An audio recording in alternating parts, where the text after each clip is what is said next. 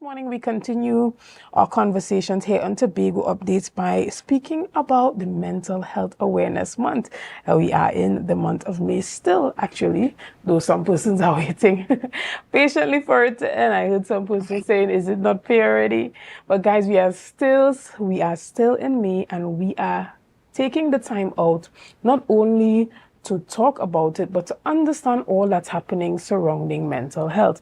And this morning I have the privilege of sitting in studio and chatting with some beautiful ladies from the TRHA. This morning I'm chatting with Ms. Tyneille Graham, who is a therapeutic counselor, as well as Mrs. Takyana Nedd-Augustine, who is the senior program coordinator. Good morning, ladies, and welcome. Good morning. Good morning. Good morning. Now, when it comes to mental health, we have realized that the conversation is becoming more popular now, more than before.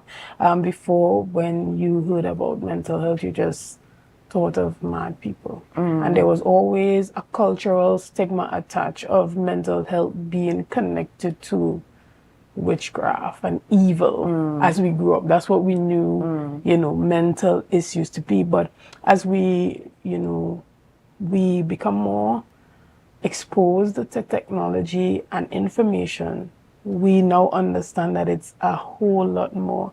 And it's just as medical as any physical illness, right?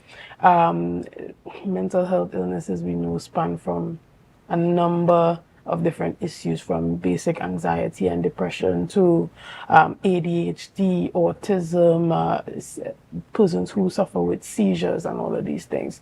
But we don't want to lump everything together, right? So tell us about some of the specific work that you have been doing at the TRHA as it pertains to raising mental health awareness. Ms. Graham. Right. So at the Division of Health, Wellness and Social Protection, we work with persons with all different types of health concerns, whether it be physical and, as you said, mental. And for Mental Health Awareness Month, obviously we want to bring mental health to the forefront here. So at the division, what we do, we work with persons specifically with mental health challenges, we like to say. So we don't really like to use the word illnesses, because not every challenge is an illness, right? Just wanted to inform you on that. So we have, like you rightfully and correctly said, that we have persons that are dealing with anxiety, depression. We also have disorders such as autism, ADHD, Down syndrome, and the list continues. Excellent. And so the awareness that you guys are raising right now, is it focused specifically towards children or adults or everyone? And what are some of the activities that are happening right now? It's basically a mixture of both. We work with both children and adults. At the division, we cater more so, there is a unit specific for children actually. And we also have a unit that speaks to children who are disabled, and that falls under inclusion and diversity unit. They have TechVoc. I think the public should be aware of TechVoc. Right. That's where children and adults with special needs will go and learn skills on a daily basis. Right. And how important is it for the work that you guys are doing to really get out there so persons understand that there are resources that they can use from your division and tap into that to get the type of help that they need? It's very, very important. Like you said at the beginning of the session, is that we have so much poor understanding, and yes, a lot of misunderstanding of what mental health is about, and we get stigmas attached to it. So we hear that people are crazy, or they're not right, or it's a spiritual attack that we like to do, especially in the West Indies here. So we would love to break that stigma and just educate persons. So if you see persons probably acting out of the norm, we want persons to be aware that this could be a mental health challenge, and that the Division of Health is here to help. Right. And even within the thrust of what's happening this month, especially at the Division of Health, Wellness and Social Protection, you guys are focused particularly on children and disabilities. So tell us about some of the efforts surrounding that, maybe from both. So children with disability, It's sometimes a ticklish topic because there are times when persons, they don't want to accept diagnosis. So what we try to do is inform and allow persons to identify some of the symptoms that these persons may possess so that they can actually acquire the help that they do need. Because without early interventions and help, it can derail into something a little bit more difficult, and that will cause more conflict even within the family setting. So what we try to do is give the information so that persons can identify some of the symptoms and reach out so that they can get the help that they do desire. Right. And how are these children diagnosed? Also, most times, so based on what we do a assessment, basic assessment, to get a feel of what are some of the symptoms that are arising within the home or within the school. And then based on what is given, for example, if the child is not paying attention in class, very disruptive, they might be doing things physically with the hand repeatedly, making sounds that are abnormal to a regular child. We reached out to the schools and the school will give us the information, and most times the school system, which is the Division of Education, sometimes they do assessments with the social support unit, or they might even refer the child to Children and Adolescent Center where they can actually get a deeper assessment as to what is the root issue of the child, and they give a diagnosis and with recommendations for treatment. I'm glad that you touched on that because I was just about to ask, to what extent does your partnership with the Division of Education go? Like, how are you guys working together to ensure that as it pertains to kids at the lower levels, especially primary school or, early childhood, that you can truly be able to assess and identify some of those mental health issues challenges, right? That could hinder learning. So how is that partnership really done? It's at the end of the day, we're all under the umbrella of the THE. So the main goal is to help, to offer assistance. So it's not a matter of this is education's responsibility or health responsibility. So we like to collaborate and come together and see if we could help to the best of our ability to help that child or student. A lot of times because our children are in school, the majority of them are in school. So sometimes we get referrals from the teachers themselves, Sometimes they go straight to education for social support, as Ms. Nedd-Augustine said, or sometimes they come to us.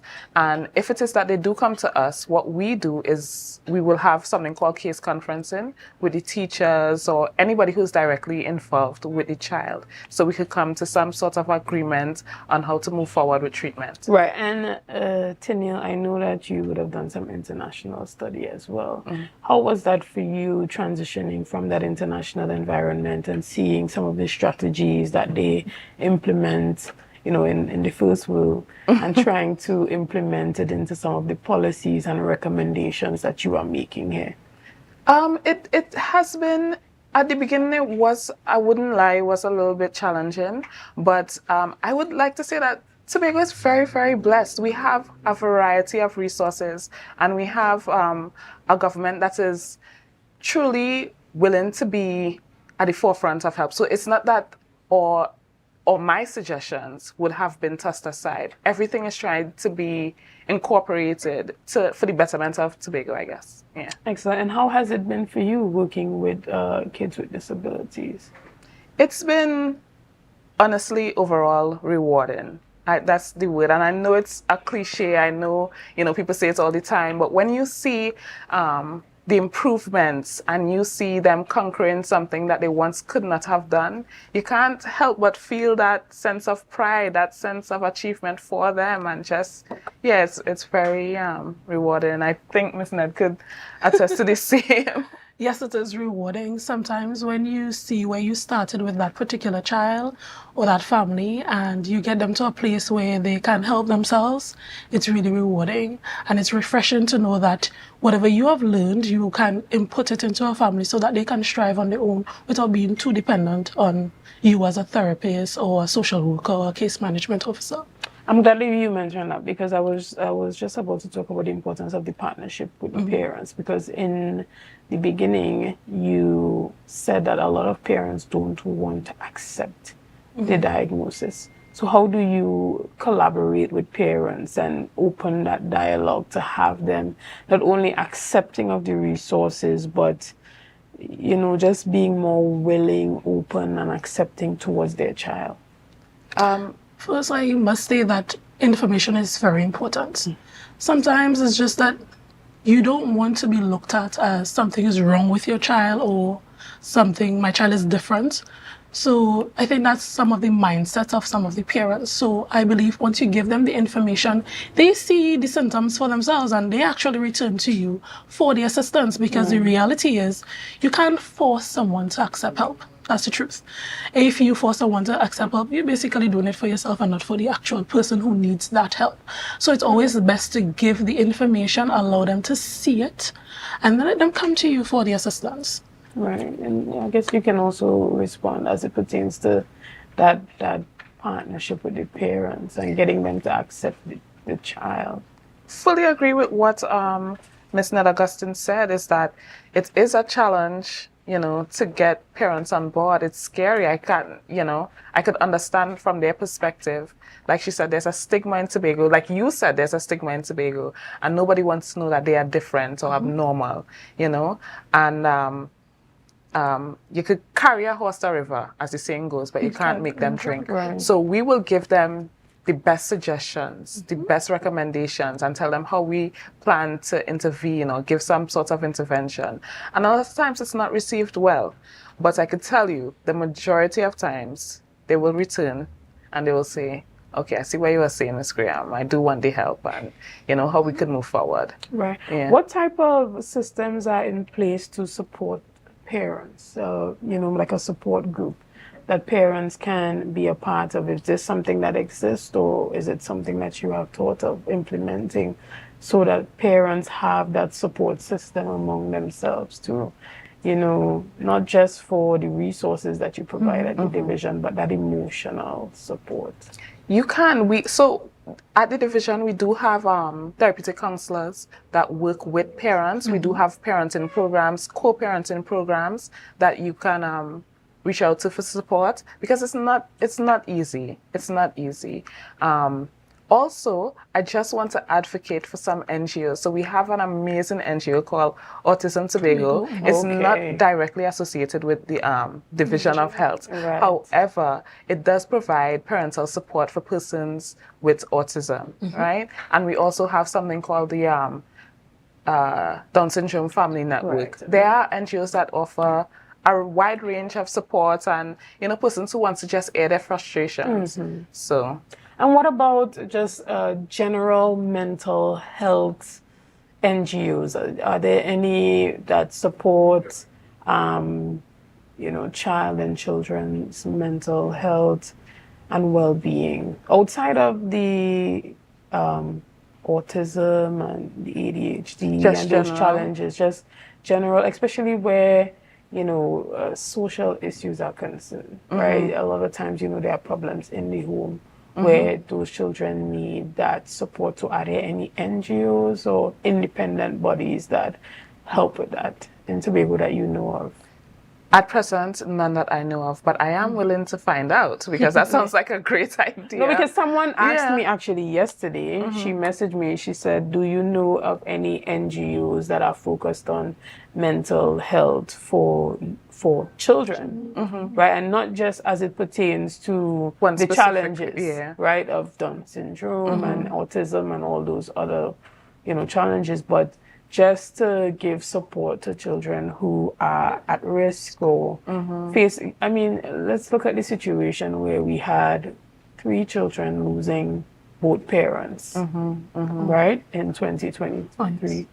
How do we create a system that supports them as they continue to go along, or have NGOs and work that takes place to bring them into a community that helps them to thrive and to grow and to develop?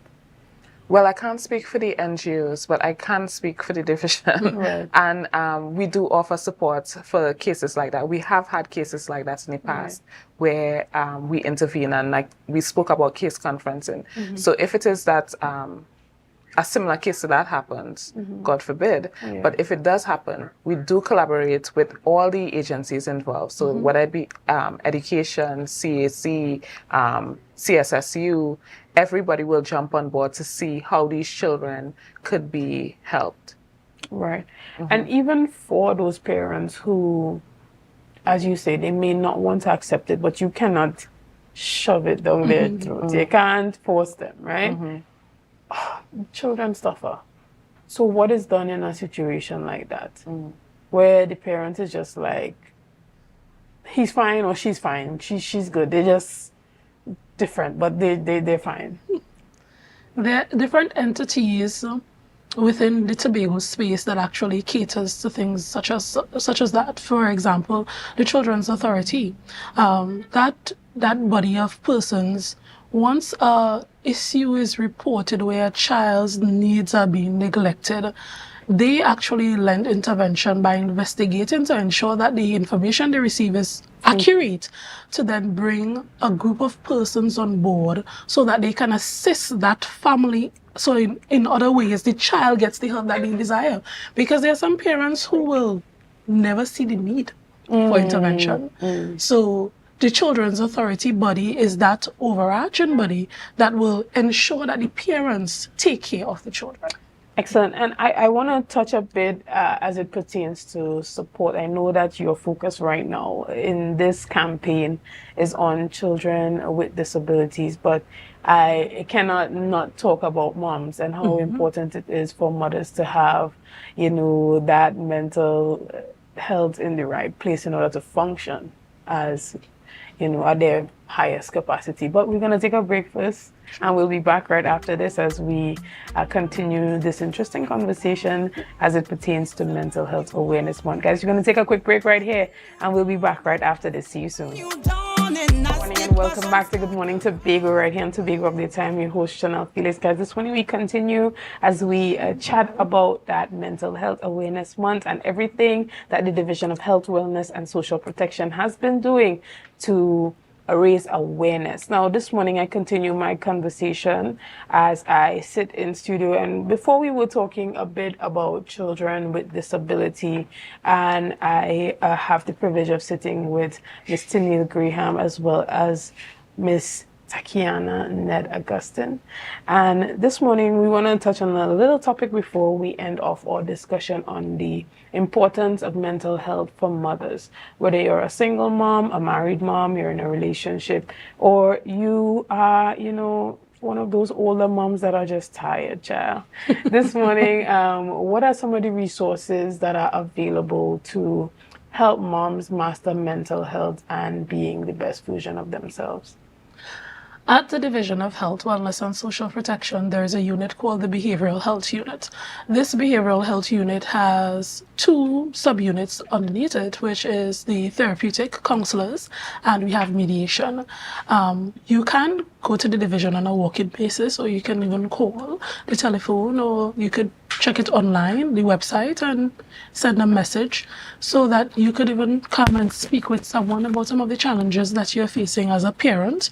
And when I say parent, I mean both mom and dad, and they will lend intervention to assist you dealing with whatever issues you may be having within the home.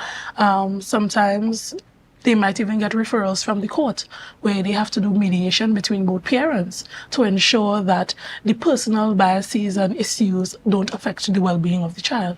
So that's something that they can look into if they're interested and they need that assistance at the Behavioral Health Unit at the Division of Health. Excellent to know. And, a lot of the mental health that moms face are often tied to limited resources to do the basic things that they need to do for themselves and their children, as well as the support from whether it be family or partners. I know that the division has different financial resources there that moms can access, specifically for those mothers who are single and don't have the support from the the father of the child? What are some of the resources that are available in those cases? That will be the social support unit. Right. That social support unit allows persons to come in on a walk-in basis, and you give them your information and they do a means test to assist you. They do such as home improvement, furniture such as like a bed or fridge. Right. They even assist with food card temporarily. Right. So those are some of the services they can receive at the support unit. We also have a program called PAM. It's a program for adolescent mothers. Yes. So for young mothers, probably teen pregnancies or early 20s, who may just need a little extra, support. So we have programs like that. Yeah. Okay. And I can touch a little bit more on PAM. So PAM, Program for Adolescent Mothers, is geared to children who are in the school system and got pregnant, and they are free to go to this program. They are normally referred from the community centers, health centers, who will, when you go in for your prenatal checkups, they will refer you to this program, and you get skill-based as well as educational based. So that is something that is catered to young mothers. Are they also given a stipend in this Yeah. program? Yes, a stipend is given once you attend. Yes, once you you're attend. attending, So you can't just sign up and don't show up and expect to get a stipend. Right. Yes. Well, I'm glad that you raised that, and I'm glad that we will, even though we are talking about children with disabilities, that we could make sure that we allow the moms out there, young, old, to know that there are resources to help you with your mental health, because we know that if the mothers are not in the right place, it has a negative impact on the children. And not just mothers, fathers as well, but specifically, I got you all ladies this morning. So guys, we want to thank you so much for being a part of this morning's discussion. Thank you for coming and brightening up my set this morning. Thank you for bringing your resources and all the information as it pertains to the type of help that is being offered by the Division of Health, Wellness and Social Protection. And we look forward to not only tapping into those resources, but continuing to promote them here on Tobago Updates. We are open whenever you need us to use our platform to spread the word as it pertains to helping women, children, and all of Tobago to maximize some of the resources that are available to assist them in their mental health. Again, there's counseling available. There's also the parental youth. Yeah. We have parenting and co-parenting programs. Parenting and co-parenting, because we know that toxic relationships between partners have a negative impact on not only your mental health, but the children's mental health. So these are things that you can tap into again. So if persons want to reach out or they want to benefit from some of the services, how can they do so? They can do so via our website. They can walk into the Division of Health, which is located up at Glen Road, or they can call our number at 683-8341. 683 8341. 8341. 683-8341. Yes. Right, guys, you got it here. And then they are also on Facebook. Yes. Yeah, you can follow the Division of Health, Wellness and Social Protection on Facebook, and you can get to see all the latest happenings there. Be a part of that, or just refer someone that you know who may need that type of assistance. But guys, we're going to take a quick break right here, and we'll be back with much more conversation right after this. See you soon.